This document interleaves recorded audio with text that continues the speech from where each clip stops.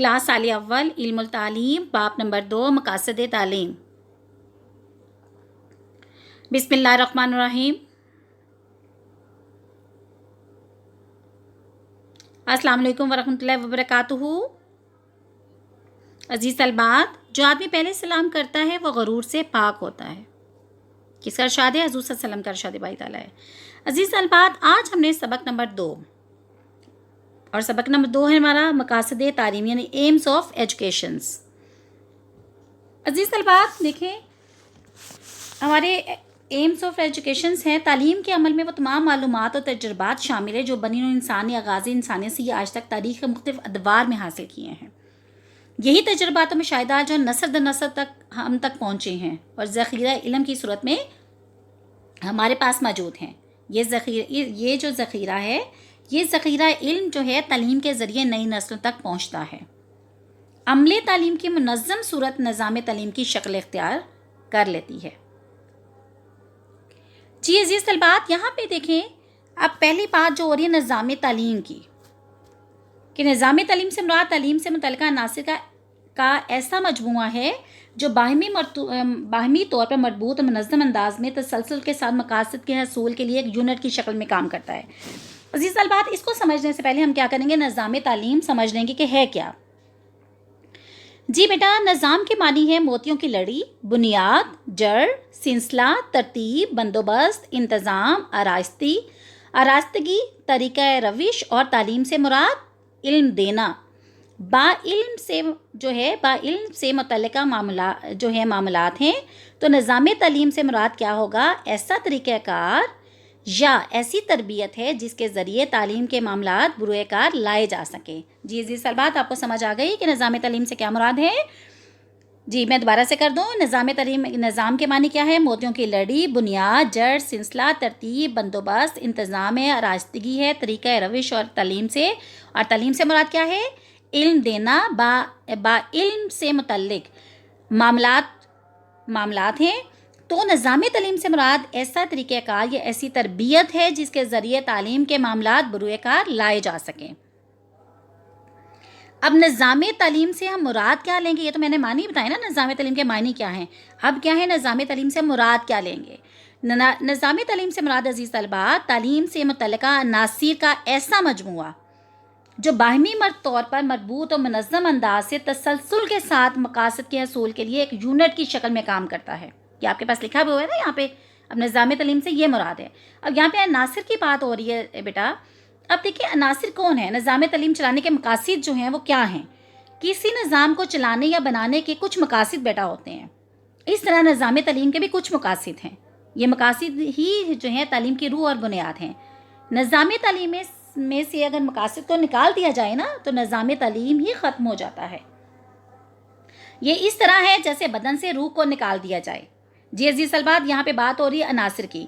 निज़ाम तालीम के अनासिर जो हैं बेटा वो चंद देखें, जैसे नसाब है, मदरसा है यानी मदरसा या इमारत है, सामान मदरसा है, तालिब इल्म है, असातिज़ा हैं, तालीम है, तालीम के मकासद हैं, वसाइल हैं। जी अजीज़ तलबात, हम बात कर रहे थे मकासद तालीम की कि जो है मकासद में उसमें अनासिर कौन से? नसाब है, इमारत मदरसा है, सामान मदरसा है, तालिब इल्म है, असातिज़ा हैं, तालीम है, तालीम के मकासद हैं और फिर उनके वसाइल हैं। देखिए अज़ीज़ तलबात, निज़ाम तालीम की इस तारीफ़ से ज़ाहिर होता है कि सच में हैसियत जो है मकासद तालीम की है। किसी मुल्क के इंतज़ाम तालीम में जो है वो क्या है? किसी भी यहाँ पर हम कर रहे थे बेटा, नीचे पढ़ रहे थे कि मकासद तालीम किसी मुल्क के निज़ाम तालीम में तमाम अनासिर ही इनके हसूल के लिए अपना किरदार अदा करते हैं। अब हमने पढ़ा है मकासद तालीम। अब बेटा मकासद तालीम जो है इसमें देखिए निज़ाम तालीम का सबसे अहम अंसर मकासद तालीम है बेटा, ठीक है। और बाकी तमाम से मकासद के हसूल के लिए काम करते हैं, पूरे निज़ाम में तालीम की सिमत को दुरुस्त रखने में नुमाया किरदार अदा करते हुए और उन्हें परखने के लिए इम्तिहानात का भी इनकार किया जाता है। अज़ीज़ तलबात, अगर हम देखा जाए तो जो हमारे जो मकासद तालीम है, निज़ाम तालीम के मकासद का तयन जो है यानी मकासद जो है वो आपके कौन कौन से हो सकते हैं?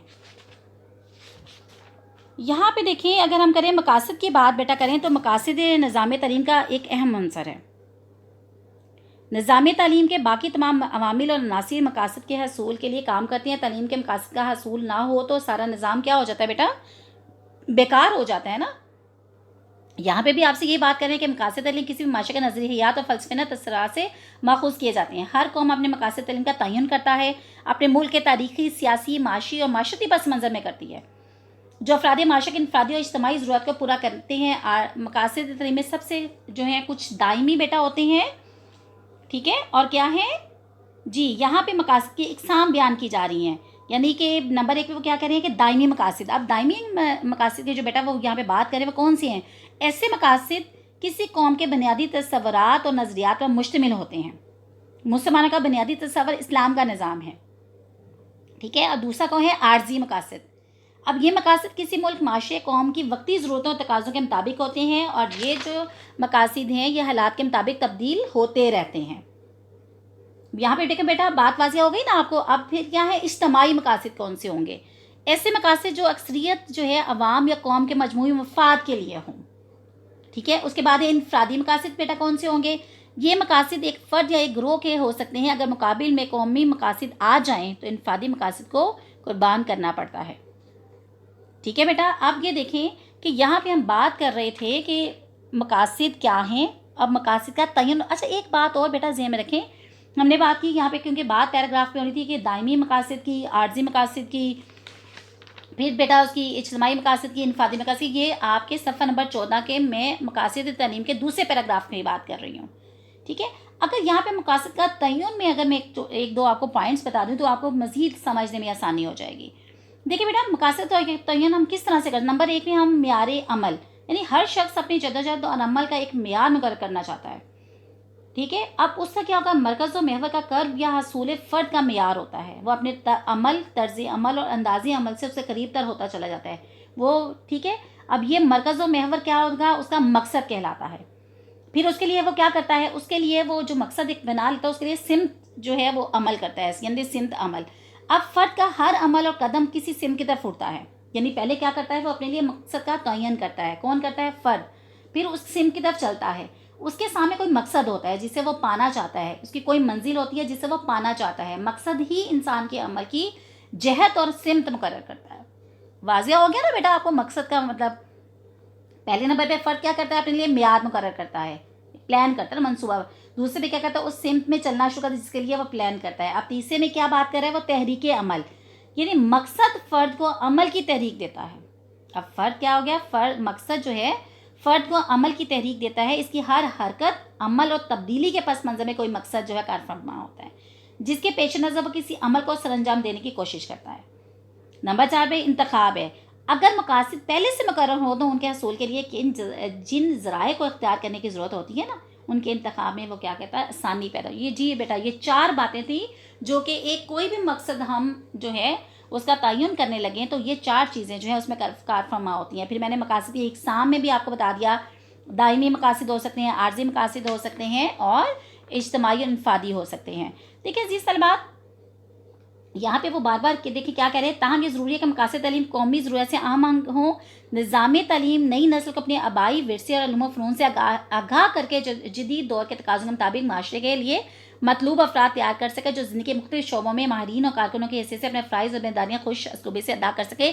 ये मैंने उससे पहले आपको तफसील में ये सारी बात बता दी है बेटा, ठीक है बेटा। अब देखें, अब अगर देखा जाए तो अज़ीज़ तलबात, ये हमारे सारे क्या हैं? ये हमारे मकासद तालीम हैं, ठीक है। किन किन अब देखिए हमारा मुल्क जो है पाकिस्तान का अजीम तहरीक के नतीजे में जो है अमल में आया ना। इस्लामी नज़रिया की बुनियाद जो एक नज़रियाती मामलिकत के तौर पर वजूद में आई। बरसगीर पाक व हिंद में नज़रियाती मामलिकत का वजूद इस खत्ते के मुसलमानों के अल्लाह ताला का बहुत बड़ा एहसान है।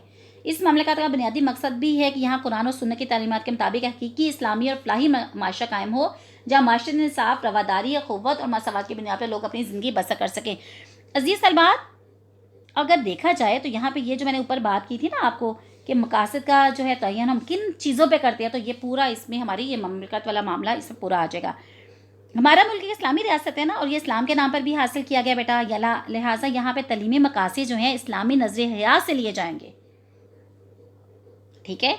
और क्या लिए जाएंगे? जी, इस्लामी नज़रिया से लिए जाएंगे ताकि हम अपने बच्चों को इस्लामी शायर से आगाह कर सकें और इन पर अमल पैरावी करने के काबिल हो सके। इस मुल्क के ऐसे मकासद तालीम होने चाहिए जो हमें अपनी इनफरादी और इज्तिमाई ज़िंदगी को अल्लाह ताला की रज़ा के मुताबिक ढाल सकें। अज़ीज़ तलबा, देखें ایک بات کا خیال رکھیے گا یہاں پہ کہ دوسرے جو پیراگراف میں کہ ہمیں یہاں پہ کیونکہ بات مملکت کی اپنے پاکستان کی بات ہو رہی ہے تو ہم نے ہمارے مقاصد کس کے مطابق ہوں گے؟ جی اسلام کے مطابق، اسلامی نظریہ حیات کے مطابق ہوں گے، کیونکہ ہم نے نظریے کی بنیاد پر یہ ملک حاصل کیا تھا۔ جی عزیز طلباء، اگلے پیراگراف میں نظریاتی مملکت پاکستان میں مقاصد تعلیم کے تعین کے لیے اسلامی نظریہ حیات کے بنیادی تصورات کا ہونا بہت ضروری ہے، جو ہم نے بات کی ہے نا ابھی۔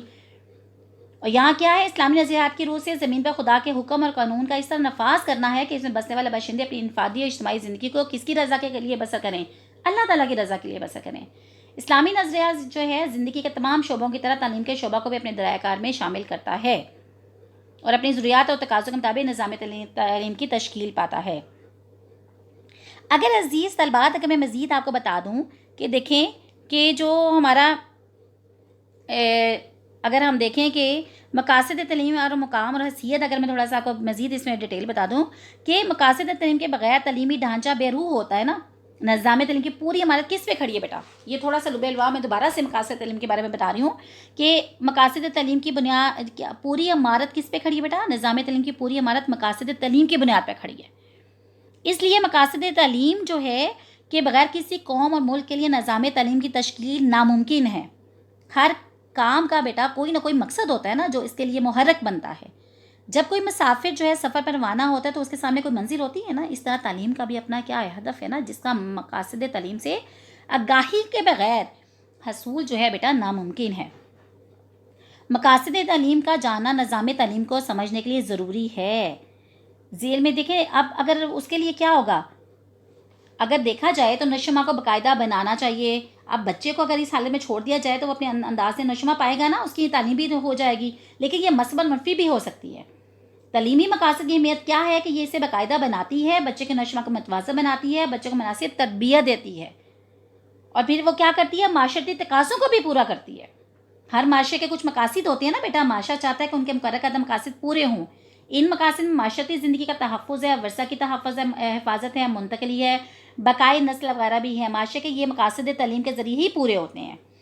پھر منزل کا جو تعین کرنا ہے، تعلیمی مقاصد بچوں کو ان کی منزل کا راستہ بھی بیٹا بتاتے ہیں۔ اگر بچوں کو منزل کا پتہ نہ ہو تو وہ کام کرنے سے عاری ہو جائے گا نا۔ استاد کی رہنمائی اگر میسر ہوگی، دیکھیں تعلیم کے مقاصد مقرر نہ ہو تو استاد کے لیے بھی پریشانی ہوتی ہے نا، اس کے سامنے منزل کا تعین نہیں ہوتا، اس لیے وہ اپنی مرضی سے بچوں کو تعلیم دے گا۔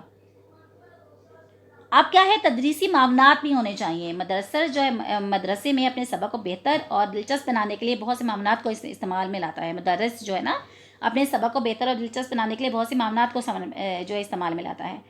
تو گویا کیا ہوا؟ اگر مقاصد متعین نہ ہو تو یہ تمام اقدامات معاونات بے فائدہ ہو جائیں گے۔ ٹھیک ہے؟ اب جائزہ تعلیم ایک مسلسل عمل ہے نا بیٹا، اس کے ہر قدم پر جائزہ لینا بھی ضروری ہوتا ہے۔ پھر تعلیمی آلات کا استعمال ہے، وسائل کا استعمال ہے، پھر تحریک دینا، یعنی مقاصد فرد میں کام کے لیے تحریک کا کام بھی دیتی ہے۔ مثلا اگر کسی بچے کو یہ کہا جائے کہ اسے فلاں کام کے بعد یہ فائدہ ہوگا تو وہ کام کو جلدی شروع کر دے گا اور جلد از جلد ختم کرنے کی کوشش کرے گا۔ اس طرح تعلیم میں مقاصد کا تعین بھی طلبہ کی تحریک کا کیا بنتا ہے؟ سبب بنتا ہے۔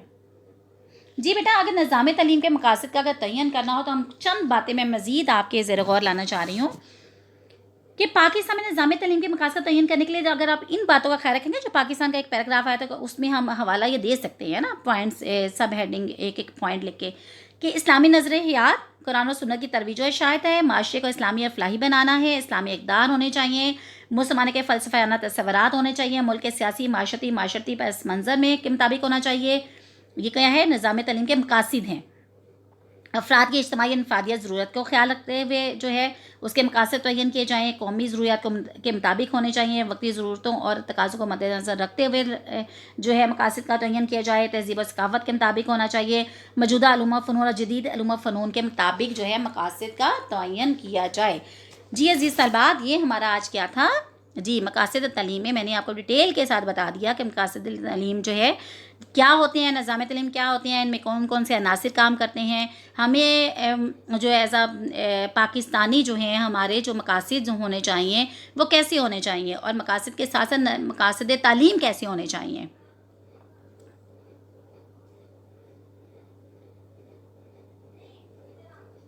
اللہ تعالیٰ ہم سب کو اپنی حفاظت میں رکھے۔